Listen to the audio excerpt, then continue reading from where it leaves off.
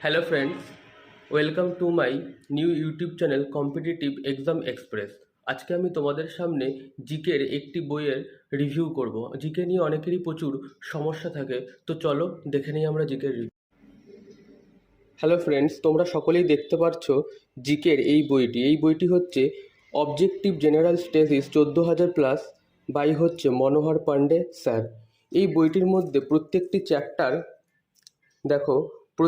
Chapter MCQ আকারে দেওয়া। প্রথমে যদি আমরা ইতিহাসে চলে আসি, তো দেখো ইতিহাসে এখানে অ্যানসিয়েন্ট হিস্ট্রি, মেডিভেল হিস্ট্রি এবং মডার্ন হিস্ট্রি তিনটেই খুব সুন্দরভাবে বিভক্ত করা রয়েছে এবং প্রত্যেকটি পার্টে চ্যাপ্টার ওয়াইজ এখানে প্রশ্ন উত্তর রয়েছে এমসিকিউ আকারে। তোমাদেরকে যদি আমি খুলে দেখাই, ইতিহাস পার্টটি যদি খুলে দেখাই, তবে দেখো প্রথম চ্যাপ্টার হচ্ছে historical source and pre historic period. এইখানে দেখো, তোমাদেরকে ফোনটা একটু কাছে এনে দেখাই।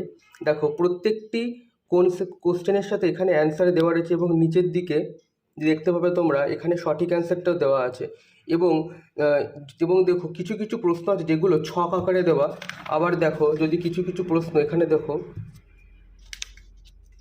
দেখো যেমন এই যে 48 নম্বর প্রশ্নটি, দেখো এই প্রশ্নটি কেমন একটু অপশানগুলো কেমন ডিটেলসে দেওয়া।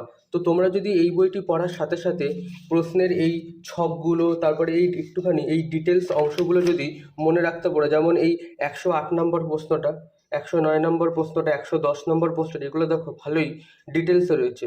তো তোমরা যদি এই বইটি পড়ার সাথে সাথে এই ডিটেলস অংশগুলো মনে রাখতে পারো, তাহলে ধীরে ধীরে তোমাদের থিওরি পার্টও কভার হয়ে যাবে। ঠিক এমনই ইতিহাসের পরে দেখো এই বইটির মধ্যে আর কি কন্টেন্ট আছে।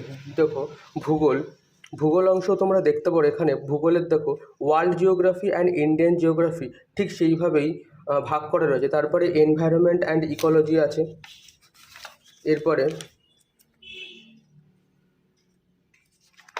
এরপরে দেখো ইন্ডিয়ান পলিটি রয়েছে, তারপরে ইন্ডিয়ান ইকোনমি রয়েছে। এরপরে চলে আসছে আমরা জেনারেল সায়েন্স পার্টের মধ্যে প্রথমে রয়েছে ফিজিক্স, তারপরে কেমিস্ট্রি, তারপরে রয়েছে biology and then science and technology এবং লাস্টে কিছু জেনারেল নলেজ অর্থাৎ কিছু স্ট্যাটিক জিকের পোর্শন রয়েছে। তোমাদেরকে এই বইটি আরেকটু ডিটেলসে দেখাই। যেমন এই দ্বিতীয় চ্যাপ্টারের নাম হচ্ছে ইন্দাস ভ্যালি অর্থাৎ হরপ্পা সিভিলাইজেশন। এই চ্যাপ্টারে টোটাল 123টি প্রশ্ন আছে। তো তার মধ্যে দেখো যেরকম 9 নম্বর প্রশ্নটি, 10 নম্বর প্রশ্নটি, 11 নম্বর প্রশ্ন, 12 নম্বর, 13 নম্বর প্রশ্নটি, সাথে 14 নম্বর প্রশ্নটি, 17 নম্বর প্রশ্ন, 22 নম্বর প্রশ্ন, 21 নম্বর প্রশ্ন, তার সাথে সাথে হচ্ছে 74 নম্বর প্রশ্নটি, 84 নম্বর প্রশ্ন, 85 নম্বর প্রশ্ন। এবং এই প্রশ্নগুলো দেখো, এই প্রশ্নগুলিকে তোমরা যদি ভালো করে লক্ষ্য করো, তবে দেখবে এই প্রত্যেকটি প্রশ্ন একটু ডিটেলস আকারে রয়েছে।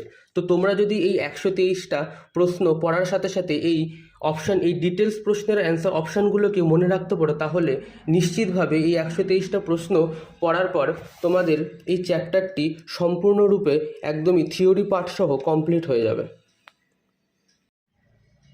এমনভাবে ইন্ডিয়ান পলিটি পার্টতেও ঠিক সেইভাবে রয়েছে।